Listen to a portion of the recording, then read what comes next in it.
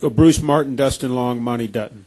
Bruce Martin with SI.com. For obvious reasons, with the repaving at Daytona, there's going to be some testing there in December and January. Would you like to see NASCAR readdress the testing issue, or do you feel that in today's economy it would send the wrong message?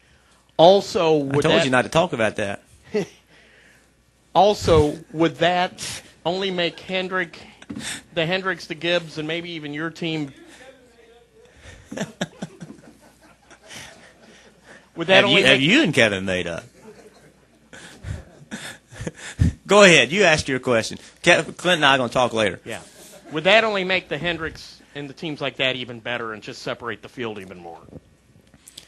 What the hell did you ask me? I'm just kidding. I'm just kidding. I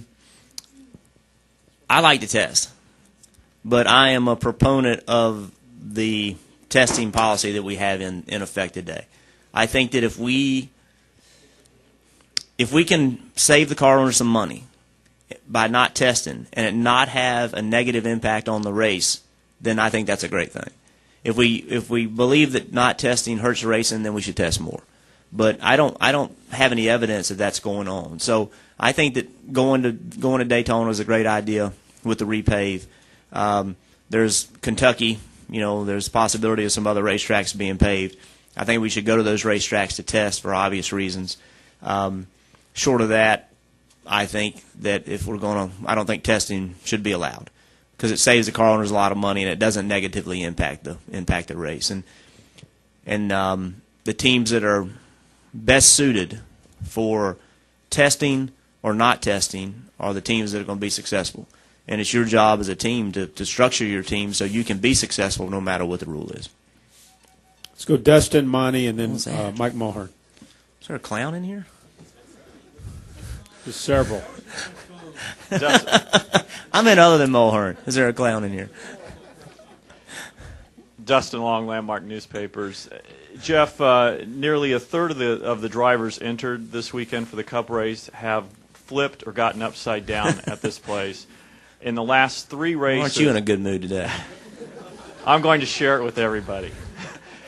Jeff, and also in the last 3 races... one of every 3 reporters has some kind of physical illness, too, just to make you... Mental illness. Yeah, I knew. We all know that. That's 2 out of 3. But I also want to ask you about, also related to that, but in the last 3 races here, with so many of the wrecks in the last 10 laps, essentially 40% of the cars running in the last 10 laps get wrecked. At what point... So you should fall out early. That may be it. At what point are these figures not acceptable? And or why are they acceptable that it's okay that a third of the guys here have gotten upside down at least once in their career, and essentially 40% of the cars the last 3 races are going to wreck in the last 10 laps? Well, you put the softball up, didn't you? There's a reason we wreck at the end of the race, and it's because for 140 laps, 130 laps, when somebody is trying to fill a hole, you let them do it. The cost to you isn't great, so you allow it. When it starts to get to the end of the race, that spot is coveted, and you want it. And so you end up doing things that you wouldn't normally do, because if you don't, you're not going to have a chance to win the race. And that's the nature of the beast. Well, but you don't know you're going to wreck. And if you lift when you really want to lift an awful lot of times, it really costs you.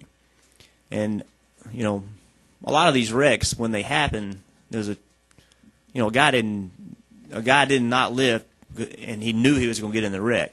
He does not lift, or he does something because he's trying to make something happen. And it's everybody in one spot trying to make it happen, and that's why we have the wrecks. I feel pretty confident that Sunday's race will go green, caution at some point, green, caution at some point, green, caution, checker flag. And because that seems to what they always do. And it's, at the end of the day, it's our responsibility as drivers. Restricted plate racing puts you in a position you can be in no other kind of racing. There's no other kind of racing that puts you in these situations. It's, and that's why we have the regs. Let's go Monty and then Mulhern. Right here. Wow, and I get a microphone too. Jeff, I wanted to follow up on Mike Henry's question. Because about 5 years ago, there seemed to be this sort of prevailing view that the racing people were going to be there's going to be so much money brought in by these captains of industry that they couldn't compete. Many teams were looking for investors because they felt like that was the only way to keep up. But yet, if you just look at the results, the shining example of success is Joe Gibbs. And if you say, well, it's because he was in athletics, well, I just sat there and counted about 10 guys who were in sports who were here and weren't around. And so it seems to me that maybe because the economy is a contributing factor, but all these people that are going to win championships by throwing money at things, they're the ones who, the old, how do you make a small fortune in racing and start out with a large fortune, Right. That seems to have been as true now as it was when Carl Kiekhaefer was around.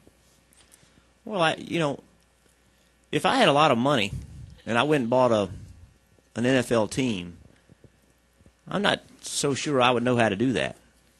I might think I know how, and I might be a great fan of the sport, and I might think I know what the Panthers need to do to make roster changes to be a better team, but the reality of it is, who knows? And the reason that Richard Childress and Jack Roush and Joe Gibbs and Rick Hendrick and those guys, have been here for a long time is because, they know the sport.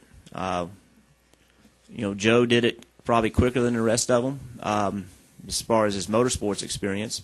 He did a great job of hiring the right people to fill the void that he had in it. So a great leader, a great manager, a great owner of something, that doesn't mean that he's going to be great at everything.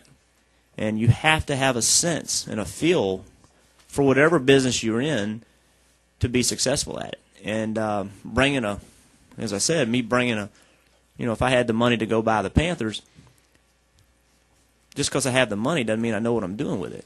And if, so I'm not being derogatory, but there's a reason some people are successful at it, more successful than others, and that's because they have a skill set. And that's been exhibited, and it's, not everybody's going to be as good as the good ones.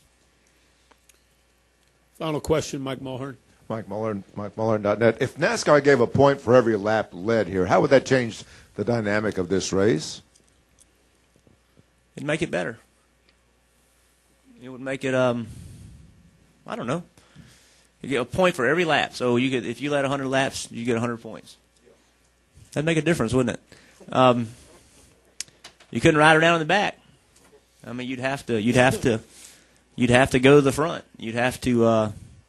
Now, Mike, I am not supporting your ideas because I believe most of them came from an X-File episode, but I will say that it would make this race much more exciting. It would put you in a position to have to be in the front. There's a lot of drivers don't know what the hell the X-Files are, but some of our younger drivers. But it would make it exciting. I mean, there are some teams on Sunday that are going to ride around in the back because there's nothing to gain from running in the front. And I shouldn't say there's nothing to gain, but there's not as much to gain here as it is everywhere else. So it would make a very interesting race. Thank you, Jeff. Good Thanks, luck guys. this weekend.